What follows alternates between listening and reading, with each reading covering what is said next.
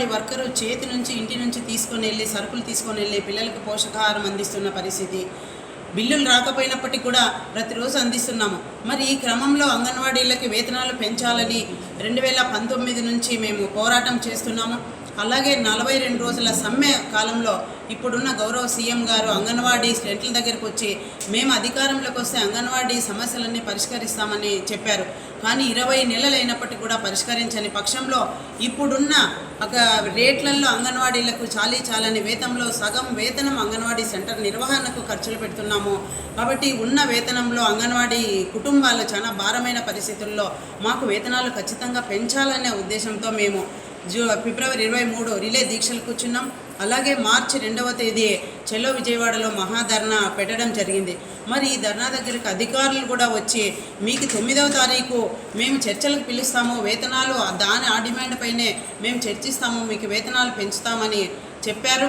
మరి ఆ క్రమంగా మాకు ఖచ్చితంగా 9వ తేదీ ప్రభుత్వము మన అంగన్వాడీ రాష్ట్ర నాయకులని చర్చలకు పిలవాలి, అంగన్వాడీలకు వేతనాలు పెంచాలని ఈ సందర్భంగా ప్రభుత్వాన్ని డిమాండ్ చేస్తున్నాము. లేని పక్షంలో రాబోయే కాలంలో దశల వారీ పోరాటాలకు కూడా అంగన్వాడీలు అందరూ కూడా రాష్ట్ర వ్యాప్తంగా సిద్ధమవుతున్నారు.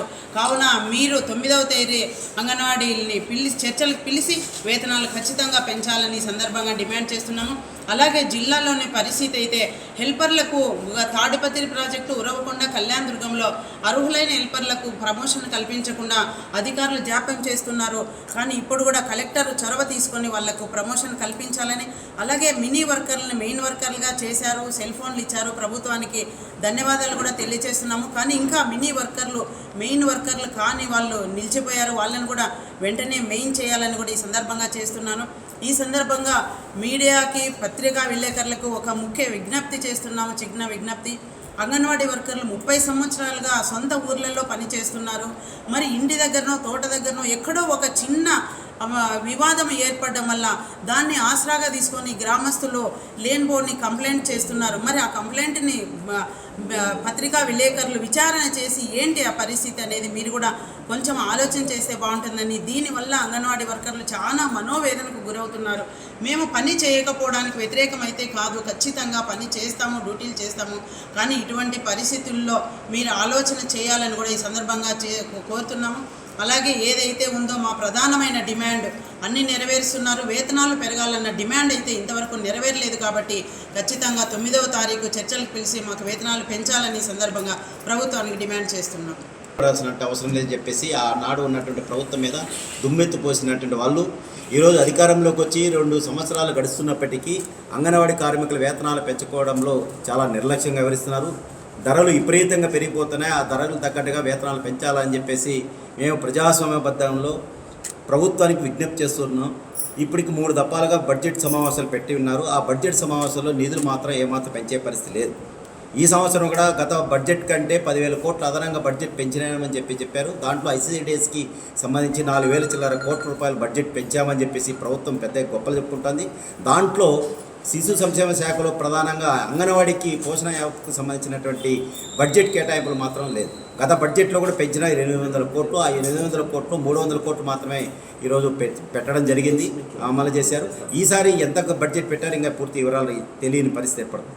అందుకని రోజు అంగన్వాడీ సెంటర్ నిర్వహణ భారం అయిపోతుంది. అదే రకంగా ఆ నిర్వహణ చూసేటువంటి అంగన్వాడీ టీచరు, హెల్పర్ 11,500 రూపాయలతో జీవించాలంటే ఈరోజు సాధ్యమవుతుందా అని చెప్పేసి నేను ఈరోజు ప్రజాప్రతినిధులు కోరుతున్నాం. అందుకని వాళ్ళు పెద్ద ఎత్తున చెప్తున్నారు, ఈరోజు ప్రజాప్రతినిధులు మేము అంగన్వాడీ కార్మికులకు న్యాయం చేస్తామని చెప్పేసి అంటున్నారు. మొత్తం ఎమ్మెల్యేలు అందరూ కూడా ఈరోజు మాట్లాడుతున్నారు, పత్రికాముఖంగా విలేకరుల సమక్షంలో మాట్లాడుతున్నారు. ఎక్కడ కూడా ₹1 పెంచిన పరిస్థితి. 2019 నుంచి ₹1 కూడా పెంచిన పరిస్థితి లేదు.